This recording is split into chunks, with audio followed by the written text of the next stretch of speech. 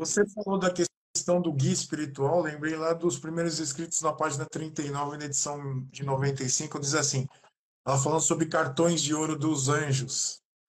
A perfeita ordem e harmonia na cidade santa. Todos os anjos comissionados para visitar a terra levam um cartão de ouro e, ao entrarem e saírem, apresentam-no aos anjos que ficam às portas da cidade. Você já imaginou?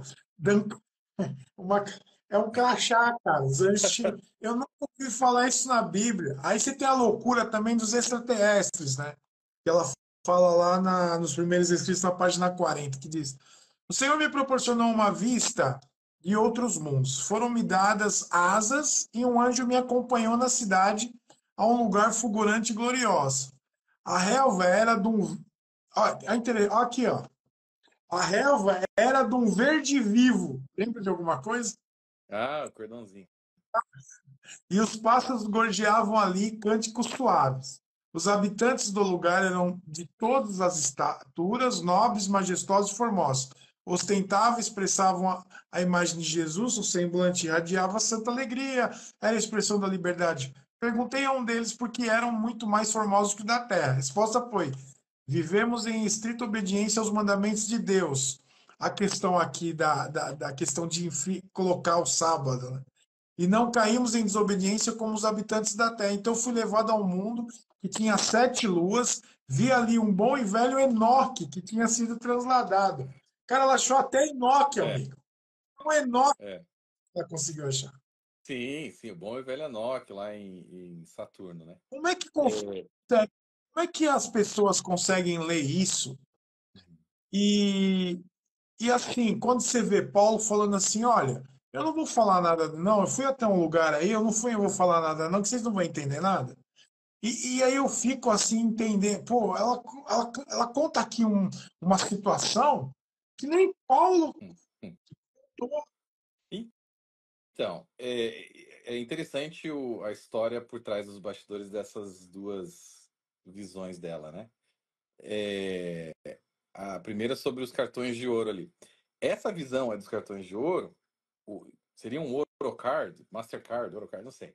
Né? Cara crachá, os anjos entrando ali. Né? Aí era Tá. o Green Card.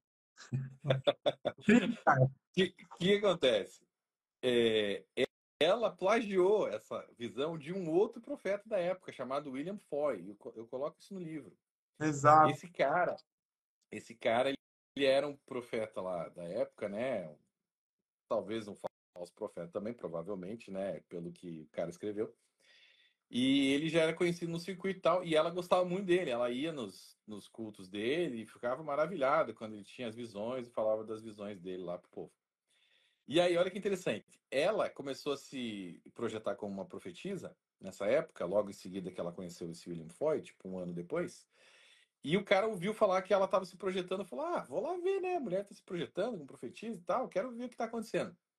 E aí, eles, antes dela pregar um dia lá, que ela ia revelar umas visões e algumas coisas de Deus, ele quis sentar com ela, chamou ela para conversar. Sentou com ela e dividiu com ela várias visões que Deus tinha dado para ele, tá? E ela ouviu e falou: Ah, que legal, tal. Cara, ela subiu no púlpito logo em seguida e ele lá ouvindo. E ela começou a falar das visões que ele tinha falado para ela, dizendo que ela teve aquelas visões, entendeu? Aí o cara levantou e falou: Não, mas essas visões fui eu que tive. Eu falei pra você. O cara saiu indignado, se levantou e foi embora, tá?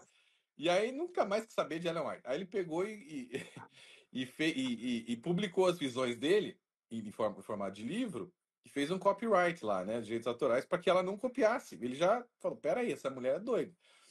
Não importa, ela foi lá e copiou mesmo assim as visões do cara e publicou também. Então eu coloco no livro, no capítulo 2 as visões do William Foy e as visões dela. E os plágios que ela fez das visões dele. Eu coloco lado a lado, tipo o livro do cara e o livro dela. O livro dele escrito muito tempo antes e o livro dela muito tempo depois, copiando as visões do cara. Entendeu? Então é interessante. Essa do cartão de ouro era uma visão que ele teve muito antes dela, que ele disse que teve, né? Sei lá. E aí ela copiou, plagiou tal. A visão de Enoque, no mundo de 7 luas, que eu consigo confirmar depois que era Saturno, porque James White fala que era, ela dizia que esse mundo tinha 7 luas, por quê? Porque o Joseph Bates, e agora é só momento trivia aqui para quem conhece bastante de Adventismo. Joseph Bates era um pioneiro adventista que entrou com eles lá no início, e ele era um capitão do mar, né? Foi ele que trouxe o sábado para a igreja adventista. Tá? Ele não sabia nada de teologia. Esse cara era. A maioria deles, aliás, praticamente todos. Por favor, Ninguém sabia nada de teologia. ela fala lá nos Testemunhos Selectos, na página 23, que santificar o sábado ao Senhor importa em salvação eterna. Importa salvação eterna, exatamente. Se não guardar o sábado, não vai ser salvo. Basicamente é isso que ela está dizendo. E aí, esse cara, ele era um capitão do mar e ele tinha uma paixão por astronomia muito grande. Então, ele gostava de falar sobre os planetas, tal, as luas, os planetas.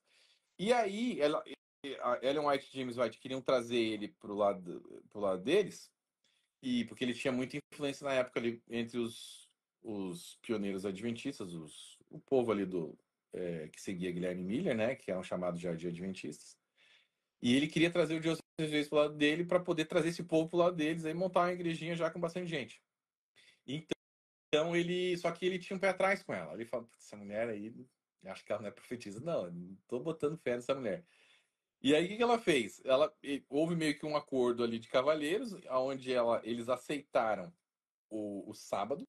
Falou: não, Bates, a gente vai puxar o sábado que você está trazendo aí pro nosso povo. E aí você dá uma ajudinha para nós aí na questão profética e tal. Fala que a gente é profeta, né? Foi mais ou menos assim, né? E ele gostou da ideia, mas ele ainda estava com o pé atrás. E aí, o que aconteceu? Ele falava muito sobre os planetas pro James White e pra Ellen White. Ellen White fingia que não estava ouvindo, entendeu? Ah, tá. E aí ela teve uma visão. Ela falou, teve uma visão, disse que teve uma visão com o Enoque num mundo de 7 luas. Quando ela falou um mundo que tinha 7 luas, o Joseph Bates estava nessa visão e falou: ó, tá falando de Saturno. Olha aí, ó, é Saturno. E aí ela ia soltando. Ah, o outro mundo lá tem 5 luas. Ah, olha lá, Júpiter, sei lá, Plutão. Por quê? Porque ele tinha falado, e ela tinha captado, e ela ia soltando, e o cara ficava impressionado. Falou: não, ela não deve ter ouvido nem a pau que ela guardou isso. Mas ela era bem perspicaz, ela guardava as informações e liberava. Bom, isso aí fez com que ele batesse o martelo. Pá, é profetisa. Essa mulher é profetisa, ela tá tendo visão mesmo. Só que olha o problema. Esse mundo de 7 luas, eu coloco isso no livro.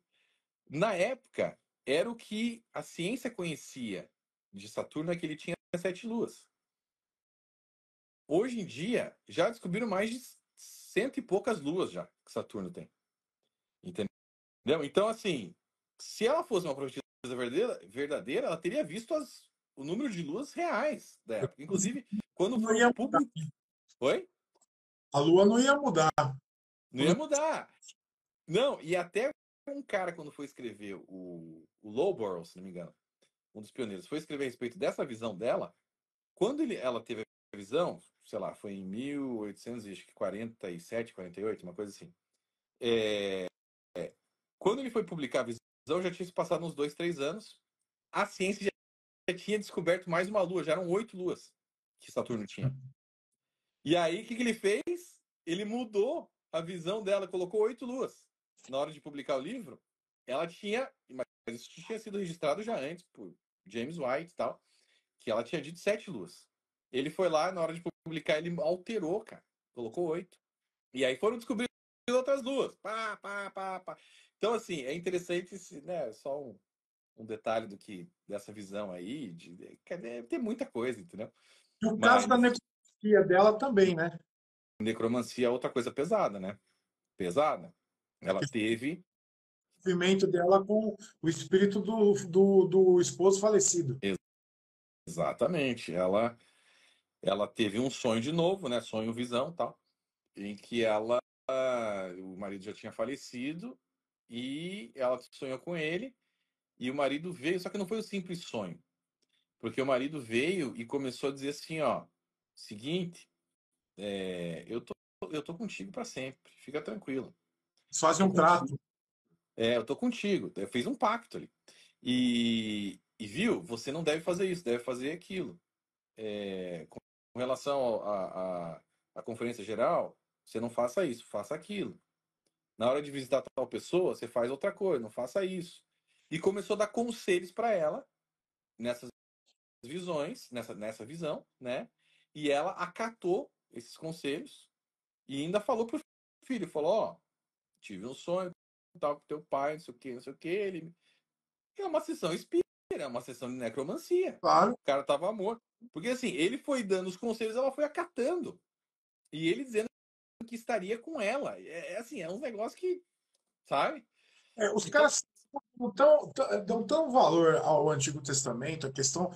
Esquece de, por exemplo, Levíticos 20, versículo 6, que diz: Voltarei o meu rosto contra quem consulta espíritos e contra quem procura médios para segui-los prostituindo-se com eles. Eu eliminarei do meio do povo. Seja por sonho, seja por visão, seja por qualquer coisa, você receber uma orientação de um cara que morreu é necromancia, bicho.